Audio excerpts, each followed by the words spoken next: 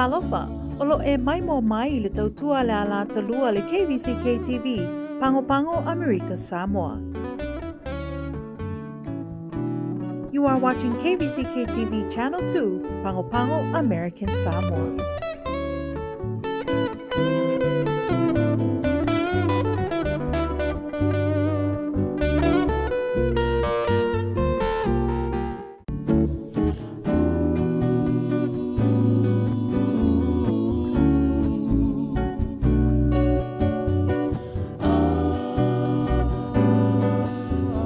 Talofa, olo e mai mo mai le tautua le ala talua le KVZKTV, Pango Pango, America, Samoa. You are watching KVZKTV Channel 2, Pango Pango, American Samoa.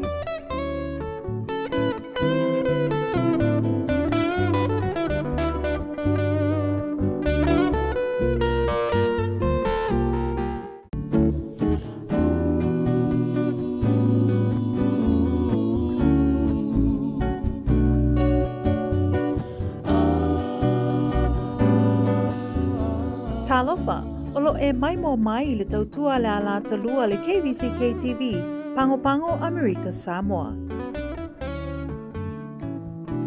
You are watching KVZKTV Channel 2, Pango Pango, American Samoa.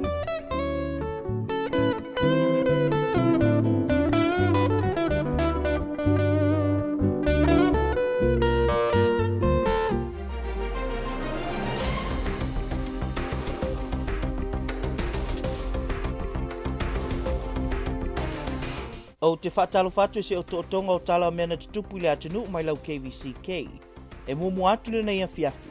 Au whianga iele atunu ma a whianga o le COVID e mese o le mai tawina o le sisi peo le numero tangata a whia i asta i tasi wha mai. O se tasi leo vaianga na saunoa i kowa na sili la na saunoanga i le atunu i le aso na te anei. Na saunoa le manu, o le maliu, o le oti, e le mai loa e seisi. A o le sila sila i luma ina i tupu mai ni pe whea wha penei. Ai wa sauni a inga e mese e wa afia ia o ngor COVID.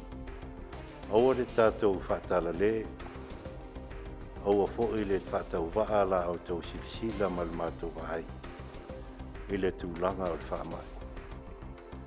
Nei te ua whaapea ifo tātou ua le maua le o tātou in tūlanga whainga tāo le nei whaamai. Ia al whautuanga lava, alau whainga mālo. Nei a tūlanga o mariu ma le oti, tātou te le iloa. Tau te le silafia ma le mātou iloa. Na o lea tua lava. Na o lea tua lava. E leo tau whaafefe lau whainga mālo. A o le vaai le anga iluma ina ne te iane, whapeane. E leo wha mālo sia tūlanga. A leo kumoni lele o tau silisila mātou vaai. I le malo tele ma le lalolangi. A wala wale nei whaamai. Ia ma le numera fo i wo o yeilo na whangatai mariu ma le oti. Ne atanu ue. Tātou whaiteti. Tātou taipea le tūlanga. E peo na ai oia tuailau whainga malo. E leo tau whail whainga malo e pupuitia tūlanga o masaniai. Whasasa tūlanga e masaniai. Sio tātou atanu. Nau ta inga lava i le fio ato o taitai. Le a fio ato o taitai o lau whainga malo. Ia puipuia le sawa le mu, le soifua. O sio tātou atanu. Na saunoa lana fionga, e whautua ina le atunu ina ia aua le whaatala le i tūlanga o le whaamai. Na whaamalo si au fo i kovan siri le atunu. O na afua i le telo atunu e ui o lo a fiatanga to le atunu i si amor COVID. E o mai le teimine le eisi so mau ai se soifua. Pei on talno atu al mariu ma le oti e leo se mea tātou, e leo ina e leo inei. Ai tātou te le mau iloa. Ai tātou te silisila toa iai. A vea ia le tātou a onga mai tūlanga o tupu o whaamaonia. Mai Amerika, Hawaii, ia ai meise isi atanu o tātou whainga maro. Ai meise le lalolangi atoa. Tarsanga ina, le malo e sio tātou atanu. Tātou ngā lue whātasi. Nsaunoa le Kovansili e mana mia lava le sosonia le atunu e ala le ngā lulu whaatasi. Mali mata maita i fo o mai mata ita i o le atunu. Mo le whaio ngā luenga i fo i ai le nei wha mai Amerika Samoa. O le naunau ta ingo le malo e peo na saunoa i ai Kovansili. O le saisai tia ina o le atunu. Ma o le fina ngalo fo i lea o tasi ai wa tele ai na whai ai sui ngai ala i polo inga mwha lavi tutupu whaafua sei. Ina i mawhai ai pia le atunu o na whaatino whaiwa matiu te masani. Ai le ngata i le o pisinisi i le atunu. E o mai le tai au nei o valus fultasi te simalfitu pasene le au whai o le atunu. Ua mai a umatu i duor COVID. Whaate simaleono pasene le i whai se tui o le COVID. Ai valus fuluono te simalilima pasene i la ato o mai al tui e tasi o le COVID. O le tai au nei le senate na toe fesilingi ai e le afionga le presidente toa olo mana i fruen. Le afionga le senator ia fai i vai i uli Godinet e tu sai ma se tali mai o fesili sa fesilingi e ina le mota i le asona nafi. E na tali le afionga le senator ia fai i vai e whapea. Sa fisoktai i le asona nafi. Ia ma sunga le o i sili i o ia le alo langulang. E winga lava i ta upule o ta alofa pass. O le fue uto e sau i declaration leo. O le ta alofa pass e whaanga o lanto e enter mai tonu le territory. E le o whate au fiai ia le tato motusai manua. Ia lanto me sau sistemi ia ona whaama malamalao i tele mai lea e sistemi ua o tala sanga fo i e leile mai e se whaamanga i lunga le ngata i lunga le ea ia o le newspaper langa wa iei ngai ngata fo i mai manu ia o loo whapea e taunga ngata o le stala i tonu le tarofa pass ia ngata to am whai e lenga travel mai malanga mai manua mto e malanga fo i manua o le tali atu le tanto fisili lea o le tulanga le quarantine sa o whafisilingia fwoi mo taluai e se lava teimi i a quarantine e whai a inga i a o le tali mai fwoi i a sa whasoa fwoi e komiti temi o mwai e luas futasi la vaso lo whatulanga i a e lo fufua lava le medical team i a le tulanga lo i a i mwhai o na sful faso e mwhai fwoi o na lima aso ia sa o fasoa fo ia i whaamole mole e matua mai ato toa se mea moni ma se mea silsila toa ia ile tanto mese i lau fiona le presidente ma ta male tulu o le atonu ale mero ia i pa le atonu le me fai no le mero ia i pe ia te miama tau sui wa o lewa i ele suinga ia no whapea o le eise po lo whanga lava le kobre a o iei eisi suringa o lo samai. O le tulanga le nā lo iai sa ave fo le sili e winga i le o le atonu le whaamai o lo o awhiai tātou o le corona, o le Omicron, ia po le Delta, ia e tali mai le lo i sili. O le refer le mele na ia i fo mai. I ona mai lea o se tali ia i le tūlanga le nā pau me sa au loa i le whono anafi. Sa whaasilingia le fisili lea e sa tali mai e le team, medical team. O le tele o le test lena ave fafo, o le Omicrons, lena ave fafo. O le tele ngā le test lea pi o ro anfia ngeile i le tātou atu no.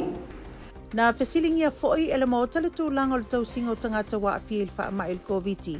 Whaapea ma le tūlanga i le whaasala launga whaalawa i tele o loa iai le whaamai. Ona e leo ato atoa o mātu i tūlau o pepa na tu inatu i le maota. O lo talia nei se tali i nei mata upo le senate. Ewi i lea na whaalia foi le pasia ina e le maota o sui i le aso sfumaleiva o Februari lua lua. Le whaitaunga lona tolu o le ngā whono so whaatasi. E ai se malosi o le whono whaitu la whono e whaalea o ngai nai le saini te e ale kovana e au noa ma se ngai uinga ale whailau tusi o le initeria. Ma sui ai le vaenga lua mangaiva ma le vaenga lua manga sfumaleiva o le whaavae toe teu o Amerika Samoa. O le amau mai se atuanga o le awhai o tangata sa whai aso enga le COVID le so i se teimu le awhiawhinei mai le matanga duenga le soifua maloloina. Ai petai o lea ua whai lo mai le li fo mai a kapusi landua e whapea i le maotanga sangase lava i o le LBJ le so. E lua se lau fitus o enga le COVID sa whai e le so mai tolus fruiva i lato u wha mawina wa awhia iau ngā le COVID. Se furu lua na whai e tong fitinga ia mautu atu nei i lato ainga whaanofu se ai. Na ta ufo e landua to tolo nisi o tawhia le mautanga sangase le vaenga tawhia ai ngase le COVID. E to lima fo inisi na si ima iatu le mautanga sangase e tawhia ai ia ai mawai fo ua maua i au ngā le virusi le COVID. Ta ufo e landua lo solonga le uma i lato e lei seisi o iai au ngā le COVID sifurmaliva. E o mai le tau nei ua fitu sa lau se furu varu le a whai o tangata le atunuu ua wha mawina wa awhia iau ngā le COVID. A o tali ai le isi whai numero 4 i se teime le awhia whinei. E tō whātangata whainga luenga le malo a Amerika Samoa ua whai uina manamanuia o onga i tā ua o le Executive Leadership Development Program. Lea sa whātu peina i lalo le mtanga luenga le Interia. O i lato ne tō whāna whai masui o Amerika Samoa e au fiai. Ni Keila Sailua o se whai a onga i la onga mawalunga o Leone. O Marcela Fitzone o se whai a onga i la onga mawalunga o Tafuna. O Jasper Tuiasopo tai tai vaenga o pisinisi ni tanga luenga o a onga. O Faith a vai le pule o se tasi o tai mitanga ruenga o puipuinga o si o manga. O le nei prokalame o le Executive Leadership Development Program sa whaawaina le ofisa o lo ngafa mamta upo atu motu i lalo mitanga ruenga o Interia o le mano tele i le tausanga nua afe ma le valu. O le prokalama na whaatulanga ina ia fsosoani i atu motu ma o lato whainga malo. Ina ia whaiania o onga ia o tau inai, whaupenga inai. Masau nia lele ni tanga lulu e tāpene o lato whainga malo a ngā ililu manai. E o mai lea so, ua vea neile nei prokalame mata iala ma se whaavai lelei. I tanga lulu e o malo uma o atu motu le Pasifika. O lo i eifiso o ta inga ma le malo tele o Amerika. Nā mwhaiona sau noa le fionga le kovana i ale manu pale poisi ale ngā maunga. I se tase o o onga o le nei prokalama, ma sa mwhaiona ia whaasoa i le tūlanga whaataitai. Ai mai se fo i le sāvalinga o le avea ioia ma taitai o le tātou atu nuu. O le asotofi mati se fulo le vai aso ua mawai. Na whaatau nui nai se sauninga aloa i aile tau mwhainga i lantou nei lunga o penga te whailangi. I lea sauninga na awai mai sui o atu motu alo i lalo le vaainga, ma le puipuinga, ma le whainga paanga a Amerika pe o na iei Amerika Samoa, o Guam, North Mariana, Marshall Islands, se tete federale o Micronesia, whaapea ma Palau. O le sunga le whaatono le ofiso mta upu ma atu motu ma alola iti mtanga ruenga le Interia ya Nicolau Pula. Sa whaafeiloa ia mwhaatautaia le sauninga. I lana saunoanga sa ia whaailoa i le telo lu i tau o le whaioa o onga. I lunga upenga ta whailangi ona e le masani ai. O le susunga ia Mikaela Sailua na whitwhilia. E whai masui o le vasenga i saunoa i lea sauninga. Saunoa Sailua. E ese ma e mātango fie sui umor vasenga.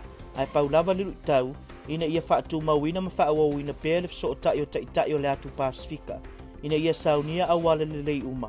Mōre manui o tangata nuu mō nei mātai ao. Ua whamanui ina Amerika Samoa i se foai po se grant e pēha ma le whase lau 50 afe mai le US Economic Development Administration mo le toi whai o suenga tāua mo le toi whaanelei o le tramway i utulei e le tau mate o le ate le so nao ngai le ate nae o le turisi le atunuu. O le nei foai mai le federale o le afso soani tele i tau mwhainga le matanga luenga whaataua ina maala manuia e ate nae le turisi le atunuu. E ala lea i le toi whai o le tātou tramway. Na whaalia se pepo whaamtalanga o se vaenga te leo le nei se leni o le a whaonga ina i vaenga o suenga mo le insinia ina o le nei ngā luenga. Whaapea i mani a whianga o le itu o le siu manga. O Amerika Samoa se tasi lea o motu le Pasifika e lamatia tele i a whianga o whaavlawe whaale natura. Lea e peo na matai tuina i a whaana a whia i le atunuu, e peo le matangi o kita i le lua a fesfuru malavalu. Lea na whaale au ngā ina i ni seo ati na o le atunuu. Ma o le nei whaamoemoe o le ale pine o le afsosoani tele i a Amerika Samoa ma lona turisi. Ma sa whaafatai le tamaitai whaipule le konkaresi i a ui whaatali au mua amata. Le kovana sili i a le manu pa le poisi al ngā maunga. Ma le whaatono mtanga luenga whaataua ina maala manuia i a peti matila. Whaapea ima i la tau sa ngā lulue mo le foa i taua mo Amerika Samoa. E fia lava le pūlenga o le whale uloa le Cost to Less, e wha iloa le lato foa i sa tuna atu le Give Light Initiative, e fso soani ei a inga wa fianga ruenga i le vai taimi le nei, a o iai le atunu matapu o le lanu mumu. E momori tele ai le anganga whawhitai a le purisili o le Costules le susunga ia Marvin Rapp, e whawhitai ai le Rotaract of Pango, Easter Generation, Foi o le Tini Foundation, ma le Apple, mo le taula mua i le neita mawhainga, ina ia maua i sef sosoani mo nei a inga lima vai, ua a fia la tonga ruenga i le nei vai taimi.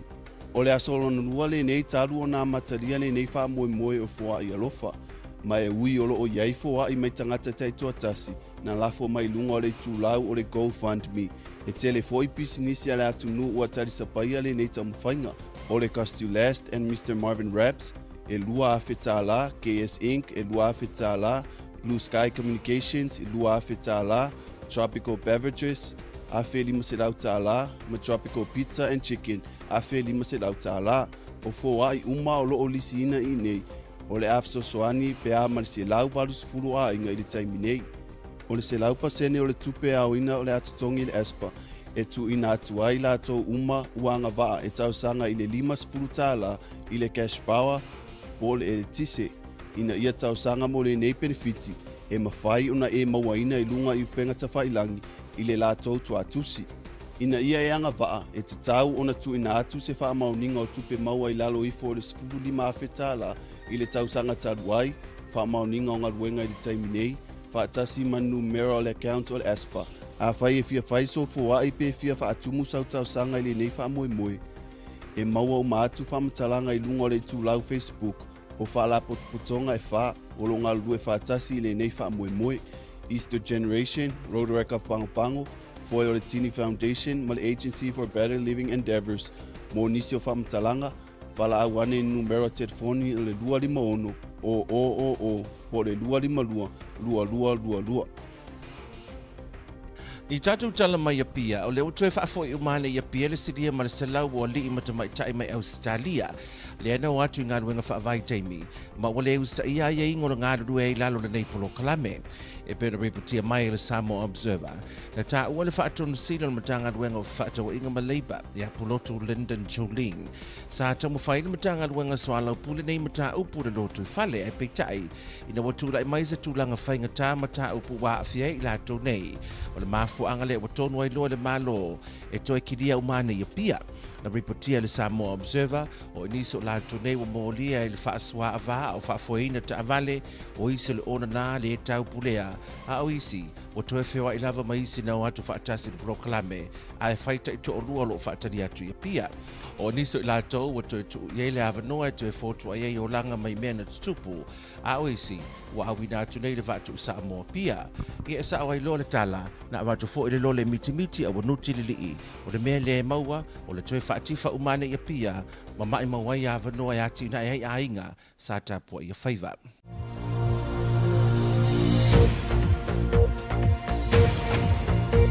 Tātou tale mea lo tutupu le lalangi pe ona riputia mai le BBC. O le ua fuafua le li Presidente ia Biden malanga atu i Brussels i le vai asafou, mo se fonatanga whaapitoa ma le NATO whaapema mahalo le atu Europa, se i tamu whaing se tari le osu whainga Lucia lo whaia le temine Ukraine. I se whaalinga ma le whale pae le aso le lo ta wai, o le asa luosu furu wha mati le ua fuafua e wai atuai le li Presidente le fona ma le NATO, le al aia tue whaamna atuai le lango Amerika mo se file mu i le tau o tulai mai. La mo fo i se avanoa e fonoai le Presidente ma taitai o mahalo Europa. E toi whatuna ai le tali atu mahalo Europa maana paanga i o se whainga lo whai nei. O le teimi lava na whaalonga i Putin o la malanga atu le Presidente o Amerika na ia whaasahaina mai e loa ma le Air Force One o le toso po ia lungo le ea o Lucia. Hai na tali le ali Presidente ia Biden i le aise mea o iai o na te lele langi e oso iai lo na vaalele pe a whaape tau fia mai Lucia ia lo na ea. A o whetali ia i pea Biden ma Putin o ana pōna whaata iai le 5 milion o tangata Lucia se whaalinga i lungo le televise sa whai e se tasel au whaingaruenga le televise lava o le neita mai taina i tusia ni whaalinga e te e atuai ma whaasangtau atuai i os whainga Putin ma aluane whaalavelave le teima le whainga o li poti masani le televise o le televise le nei e ana le malo Lucia ma e na o tala fia lava o ngā ruenga Putin le whaasala la wai e ofo i lava i os whainga Lucia lo whaia nei e teine na le ripotia i le televise na umi se teimi o whaalia upu nei ta aufi le taua e pepelo whaalinga Putin o na whatu ata pe ai lea Na mo lia le nei tamaitai le te au nei mo whaasalai nei se tino i tupe o le nei tamaitai sa te te o rona tama o le Lucia a o lona tina e sauma Ukraine. Ia o tātou tala nā o melo te tupu le lalulangi e peo na ripatia mai e le BBC.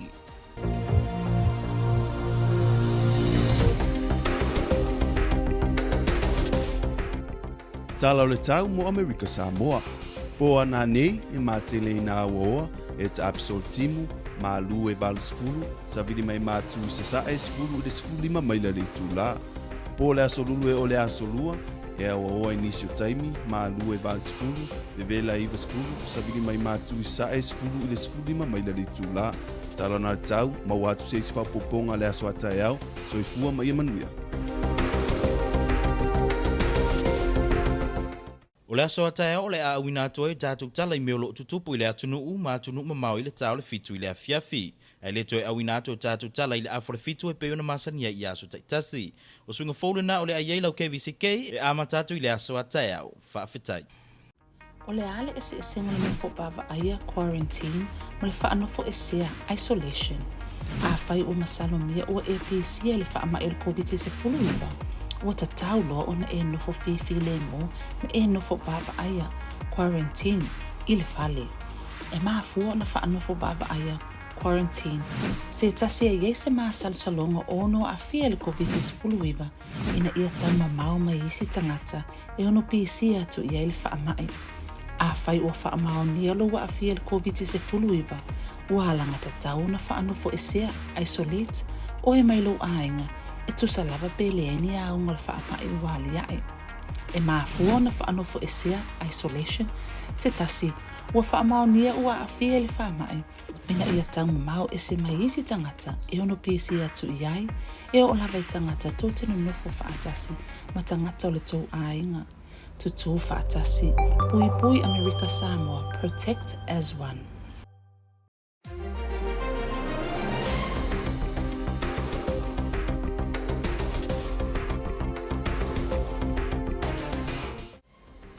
Talofa, you're watching this update from KVZKTV. Thanks for joining us.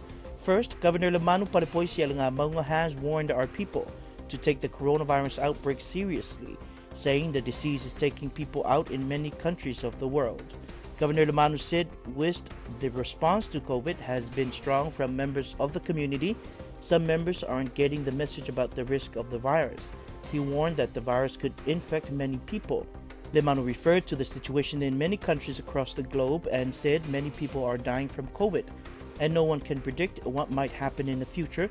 The truth is, families and loved ones must be prepared mentally in the event of unexpected death because of COVID. Governor said everyone wants to get back to normal and the government is well aware of this, hence the decision to relax some of the restrictions so the people can still get some sense of normalcy whilst at the same time practice COVID-safe measures. Lemanu asked everyone to play their part by doing their bit to help eradicate this virus from our shores. Senator Fai Iwai Yuligodinets presented a report in the Senate today of his meeting with the AG Fainulele Alailima Otu. The meeting with AG Fainulele was held in an urgent manner to garner response from the Task Force Committee about the critical issues which senators demanded answers on our COVID restrictions and the reduction in quarantine days from the usual 14 days to 3, confusion surrounding the latest declaration of ongoing public health emergency and state of emergency, and of course the Talofa Pass. The concern raised by residents of Manua reports that people of Manua may be required to register on Talofa Pass before traveling there. According to Fai Iwai, AG Fainulele and they spoke in length about the concerns by members of the Fono. He said Fainulele was well aware of their concerns and the task force is working diligently to do what they believe is the right approach given the current situation. Asked by Tuaolo about the confusion surrounding our COVID restrictions, Fai Iwai said the color code risk level system has been removed entirely. The system's original intent was to maintain the integrity of a COVID-19 free bubble that the territory had achieved by aligning with strict ASDOH and ASDHS protocols. The virus is now in the territory, and at the moment, the color code system is not practical. Tuaolo again asked if rumors about the Talofa Pass were true. Fai Iwai responded, the AG confirmed The committee has no plans to use the Talofa Pass for travel between Manua and Tutuila. Regarding the quarantine time frame, Senator Fai confirmed that for the last flight that arrived on Thursday last week, passengers were only quarantined for 3 days to satisfy the incubation period required. All passengers tested negative and are now with families. Senators demanded to know what virus is spreading in the community. Fai responded, the AG had asked to refer all questions on the matter to doctors and members of the task force, as samples from the test are now in Hawaii, and only when the results come out, then doctors will be able to detect the virus now spreading in the community. Members also asked why the Deputy Secretary of the Senate who contracted the virus and was asymptomatic did not receive a second test while is in isolation for 14 days. Fai said no one from DOH went to do a retest, yet after 14 days, she was given the all clear. President of the Senate Tuaoloma Nayefruin, during his address, asked why food from school lunch is being used to feed those in home isolation. He said school lunch food is for students only. Tuaolo said when he first heard about this practice, he made known his disappointment because it is the Senate that will end up finding money to fill the hole due to the misuse of the school lunch food program. An update from the LBJ Hospital. 277 individuals were tested at the LBJ Hospital today for COVID, and 39 have tested positive of COVID-19, according to Dr. Kapusi Landua. Dr. Landua also said that 12 were treated and released home for isolation for 14 days. A total of 9 patients have been admitted to the LBJ Hospital because of COVID. 3 are in the COVID ward, 5 in the medical ward who were already admitted but then tested positive, and 2 others in the surgical ward. All are asymptomatic, said Dr. Landua. 4 local professionals employed with the American Samoa government have completed a 2-year competitive professional development course called the Executive Leadership Development Program, or ELDP, funded through the Department of Interior. The 4 participants that represented American Samoa are Michaela Sailua, DOE English teacher at Leone High School, Marcela Fitzone, DOE English teacher at Tafuna High School, Jasper Tuyasopo, Business Office Manager for DOE, and Faith Availupule, Environmental Protection Agency Administration Division Head. The Executive Leadership Development Program was commissioned by the U.S. Department of the Interior's Office of Insular Affairs in 2008 to assist the insular governments with developing and retaining the qualified and skilled staff needed to lead insular governments into the future. Today, the Executive Leadership Development Program serves as the premier leadership development program for government employees throughout the U.S.-affiliated Pacific Islands. Honorable Governor Lemanu Parapoisialingamonga was able to give a speech last March as part of the program's Leadership Speaker Series, where he shared some thoughts on leadership and his experiences throughout his leadership journey. A virtual commencement honoring current and future leaders in public service was held on Thursday, March 10, 2022. Program participants represented the U.S.-affiliated insular areas of American Samoa, Guam, the Commonwealth of the North Mariana Islands, the Marshall Islands, the Federated States of Micronesia, and the Republic of Palau. Mr. Nicolau Pula, the Director of the Office of Insular Affairs of the Department of the Interior in Washington, D.C., welcomed the participants. In his opening remarks, Mr. Pula acknowledged the challenge of participating in an ELDP virtual program. Mr. Pula's remarks were followed by Michaela Sailua of American Samoa, who was elected as class speaker for the commencement. Sailua shared the unique characteristics of each of the graduates and challenged her colleagues to keep this network of Pacific leaders strong for the collective betterment of our Pacific region. American Samoa has been awarded a $450,000 grant from the U.S. Economic Development Administration to study the possibility of restoring a skytram over Pago Pago Harbor, along with the resulting benefits to tourism. This ETA investment supports the American Samoa Department of Commerce with its goal to boost tourism in the territory by redeveloping a once popular skytram system that will support the recovery, growth, and long-term development of the tourism industry. This project will study the feasibility of constructing a skytram and develop preliminary engineering, designs, and environmental requirements prior to construction. The grant's notification points out the tourism and economic challenges of the past 10 years, including Cyclone Kita in 2018, which resulted in direct and indirect damages across the territory. The project envisions help American Samoa boost its tourism industry and rebuild economically following the COVID-19 pandemic. Once completed, the project will boost job creation in the area, attract private investments, and enhance economic activity throughout the territory. EDA grants are awarded through a competitive process, the applicant's eligibility, and the availability of funds. Congresswoman Ui Fa'atali Amata congratulated Governor Lemanu Palipoisel Ngamaunga and Director of Commerce Betty Matila and thanked the territorial planner Michael McDonald for exploring this revitalization project and ensuring that American Samoa was able to compete for this grant. Costiles is happy to give back to our island community, especially to assist our families that were without work during the declared cold red period. We thank the Rotoreka Pango, Easter Generation, Foi Oletini Foundation, and APO for spearheading this effort to get this type of assistance to those that need it the most, stated Costiles General Manager Marvin Raps about their donation to the hashtag Give Light initiative. Today is the second day of this campaign, and while there have been donations from individuals sent in on the GoFundMe page, several local businesses have also jump-started this initiative. Costiles and Mr. Marvin Raps has donated 2,000, KS Inc. donated 2,000, Blue Sky Communications has donated 2,000, Tropical Beverages donated 1,500, and Tropical Pizza and Chicken have donated 1,500. The donation listed here will help at least 180 families directly so far. 100% of the funds collected will be paid to ESPA to give all qualified applicants $50 in cash power or electricity. To apply for this benefit, you can find the form online on their website. To qualify, you need to provide verification of income less than $1,500 last year and verification of employment, now along with ESPA account information. Information on how to donate or apply can be found on the Facebook pages of the 4 organizations working collaboratively on this initiative: Easter Generation, Rotoreka of Pango, Foi Oletini Foundation, and Agency for Better Living Endeavors.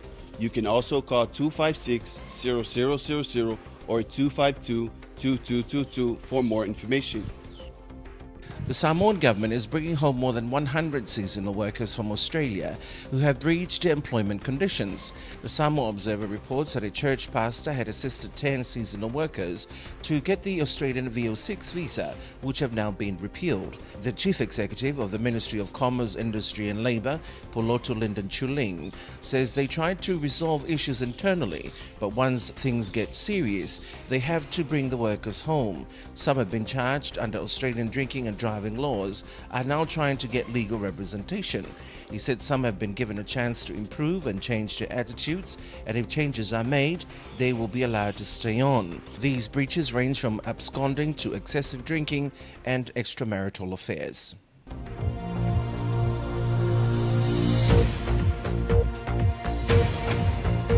To our world news, the White House has revealed more information about President Biden's planned visit to Brussels next week, where he will meet with members of NATO and EU leaders to discuss the response to the invasion in Ukraine. On the 24th of March, the US President will join a special NATO summit where he will reaffirm the US's ironclad commitment to the defensive alliance. Biden will also meet with EU leaders the same day at a scheduled European Council summit to coordinate the transatlantic response to Russia's invasion of Ukraine. Reacting to the news, the Kremlin said that the President of the United States will be banned from flying over the Russian airspace. Meanwhile, on Monday night, Marina Oskinikova staged an anti-war protest during a live news bulletin in Moscow. TV's Channel 1 plays a crucial part in the Kremlin's media messaging. It is Russia's second most popular channel, and its flag news program is watched by millions. Normally, there is no room for deviation from the party line. So when this amazing woman, Marina Ozkinakova, ran out to the set behind a news anchor in prime time, brandishing a poster saying "Stop the War," it was an unprecedented moment of dissent against the Kremlin that breached into living rooms across the country. Ozkinakova, who has a Ukrainian father and a Russian mother, has been fined for £280 for an anti-war video she had also released.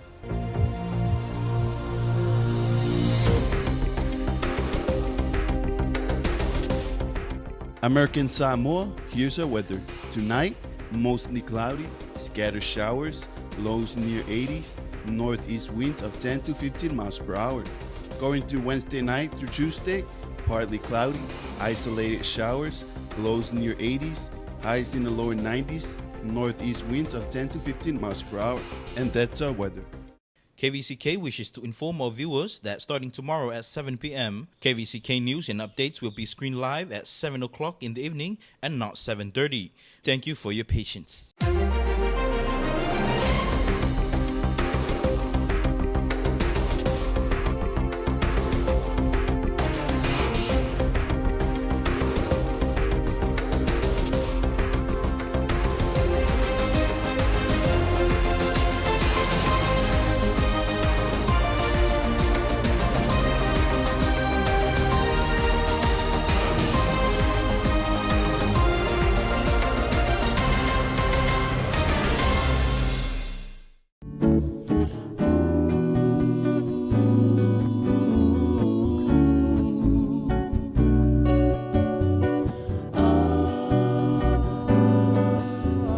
Talofa, olo e mai mo mai le tautua le ala talua le KVZKTV, Pango America Samoa. You are watching KVZKTV Channel 2, Pango American Samoa.